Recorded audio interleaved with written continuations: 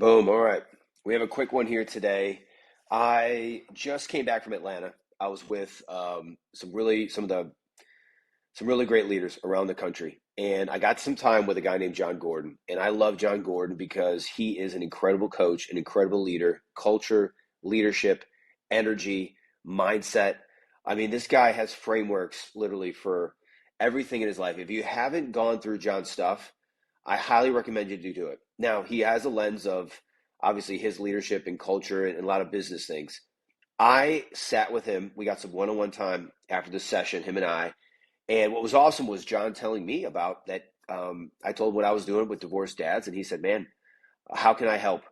And him and I began talking about, maybe an opportunity of him coming on and sharing some stuff directly with you guys. But until then, he just told me about his story. And he said, "Man, I was right on the brink." And some of the stories that he shared with us in the room was exactly that. He was on the verge of divorce, and he saved his marriage. And he has a heart for guys like yourself, guys like me, about divorce. And he gave me a few things specifically that he said, "Hey, I talk with the divorce dads a lot, high level guys. And there's a few things that I'd love to just tell you." I said to him, "What would you say? What would you say to divorced dads right now that have gone through it? They're in it, they're bleeding out, they're rebuilding. What would you say?" And I want to give you some of those notes that I directly took from him because they were incredible. They were insightful. They were helpful even for me. And so the first thing that I want to get into is we're going to talk about complaining. And complaining is killing your clarity. And I want to give you a 3-day challenge, a 72-hour reset of complaining. I've done this before with Tony Robbins. There's been times when, with his groups and things like that, that I did this. And this was just reminded me, it prompted me again. Your mouth, your mindset is affecting your energy, whether you like it or not. Your energy is limited. And whether it's the balance, I hear, I'm talking to 1,000 guys every month, guys like yourself. They're saying, "Hey, I don't have the balance in my life. I'm working 40 hours and I come home and I'm tired. I'm exhausted." All of these kinds of things. Well, there's an energy issue. There's an energy issue of what's going on, and they don't know what to do. Maybe you don't know what to do. Maybe you're stuck in a cash flow issue. I need to make more money. Okay. Well, what have you done so far to create this new revenue channel? And remember, more money is only a reflection of bigger problems solved. If you want to make more money, solve bigger problems. That's all it is. Or solve more problems. More problems creates more cash flow. And that's what it is that you're doing. And think about it for yourself. Think about the business side. Think about the things that you're afraid to do, scared to do. But also think about what would that mean to you if you had the cash flow you needed. Let's say you're at 10 a month and you went to 20 a month. You're at 8,000 a month and you went to 16,000 a month. Whatever that might be. You need to begin to think and put yourself into the position and place where you want to be. Your mind needs something to hold on to and grab onto, which is why every week I am so emphatic about your vision and your mission and everything that you're doing lining up to that. Whether it's what you're doing in your spare time, whether it's what's on your phone, whether what's on in your music. I was with a very close friend today. Just these last couple of days, we had a few days together, and he runs a very successful business in America, and really successful guys that he's around all the time. And he asked me, he said, "Hey, what are you watching on TV? What are you listening to?" And I said, "Hey, brother, to be honest, I don't watch shows. I don't watch movies. I can't put those things inside of me because when I do, my thoughts go in this direction, my energy goes in this direction, and the patterns that I've seen over time are not in the patterns where I want to go. And so if I'm watching something, it's usually sports. If it's not sports, it's usually nothing. Or if it's a sermon, or it's something that is very closely related to the vision and mission that I have for myself, for this company, and for the future. What do I listen to?" He said, "Oh, well, what do you listen to?" I said, "Man, I used to really love music and all kinds of things."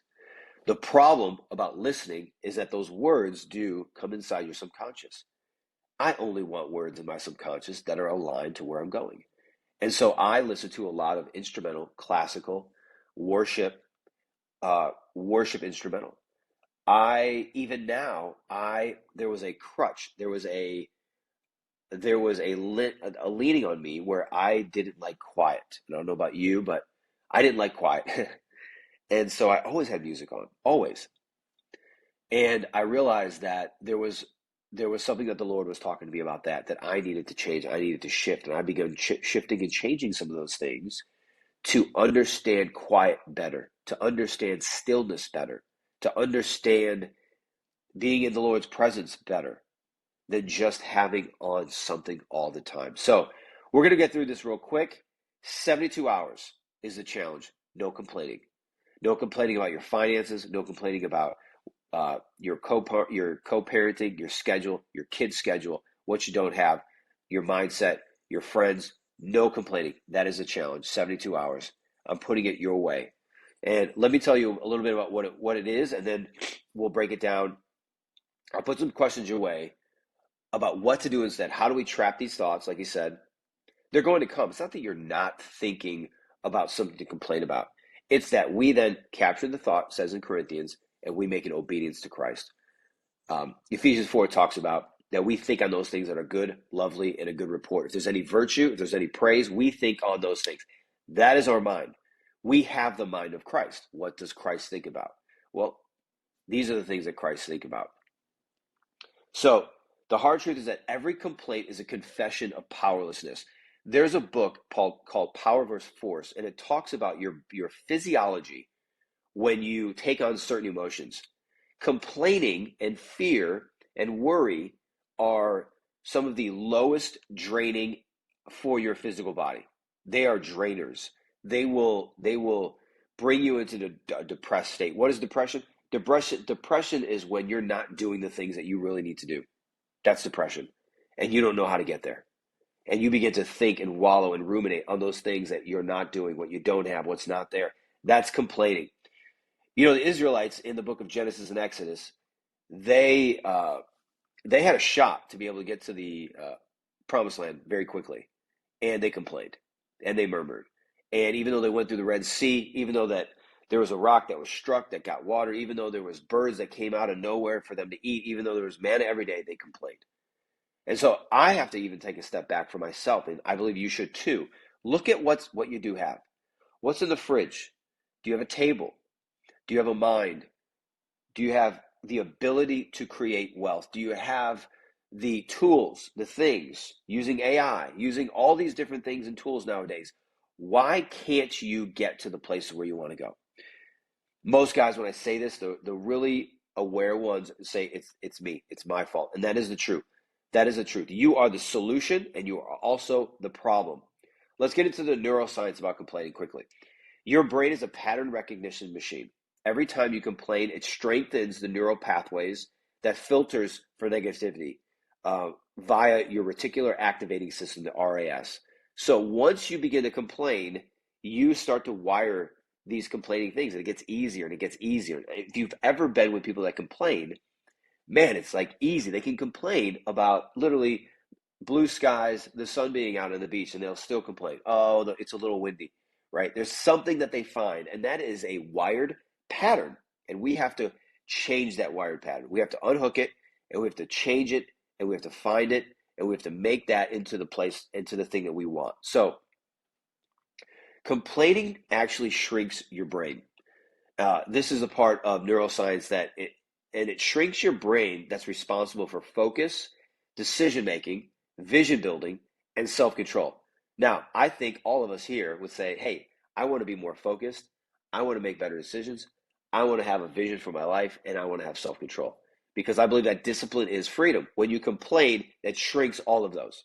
So, why do you think? Imagine this. Imagine the enemy, John 10:10, that comes to steal, kill, destroy, and distract. What do you think he would want? Would he want you to be more focused, have greater decisions, have a greater vision, and have more self-control? I don't think so. And so he's constantly after you complaining. You literally lose access to your God-given power by complaining. We can see that anytime in the New Testament there was complaints, there was murmuring, there was worrying about what God was going to do. They lost access. They lost power. They were off the road. The activating event, for example, let's apply this practically. My ex won't respond to my text. I get so many guys here, my ex is holding the kids away from me or something like that. And so what dads take on is she's trying to punish me.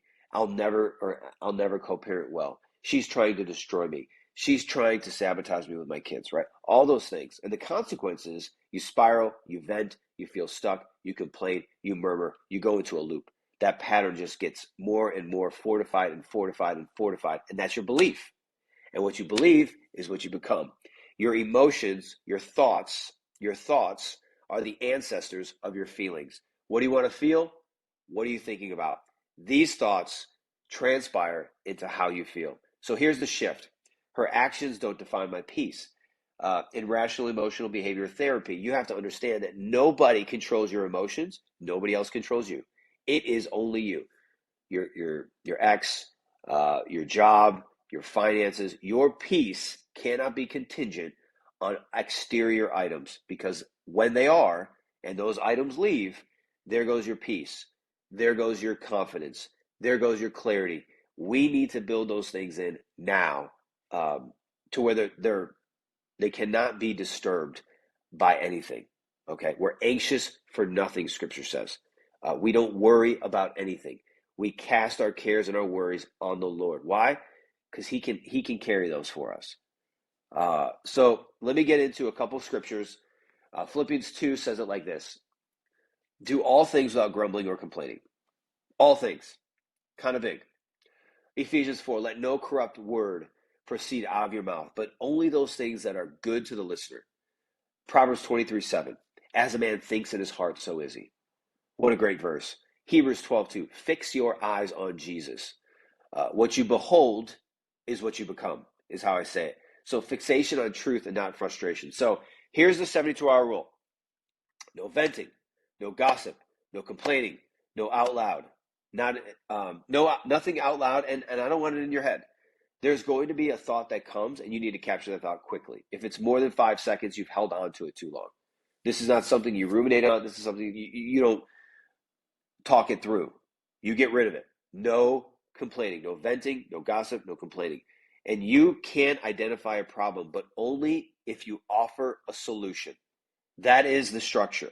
No complaining unless you can offer a solution. I don't really like this. However, if we could do this and change this, I think it would be great. I need you guys to think problem solution focused. There is nothing too hard for you. There's nothing too hard for the Lord.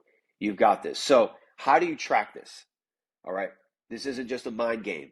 I want you to track it. I want you to get a log out. I want you to understand what's happening in your brain. Empty your pockets, empty your brain. Get to be able to understand your thoughts so that you can get better. You can track progress. Every one of my clients knows this. We track progress. We don't just assume it's going to work out. Get a journal, log every time that you almost complain and what triggered it. What did you choose instead? So the complaint, the trigger, what did you choose instead? Wear a band. Some guys wear a band when they do these things, a rubber band. Wear a band. Every complaint equals a snap and a reset. Another way to do it, a snap and a reset. Hey, whoa, I'm out of it. I need to think, get the complaint out. I need to think those great thoughts. And then I want to do a thought loop reversal exercise. Write the complaint, and then you need to flip it into a faith-filled confession. Your mouth is the architect of your future. So, for example, I'll never get ahead, or I'm financially ruined. God has given me wisdom and clarity to create legacy. God has given me wisdom and clarity to create legacy. Find that script. Every one of you guys know that every thought that we have needs to be captured, made obedient to what God says about you. What is the script? What is the affirmation? What is your vision in this situation? I'm a failure. You are not a failure. Jeremiah 29:11 says that God has great plans for you. Plans with a great hope and a great future.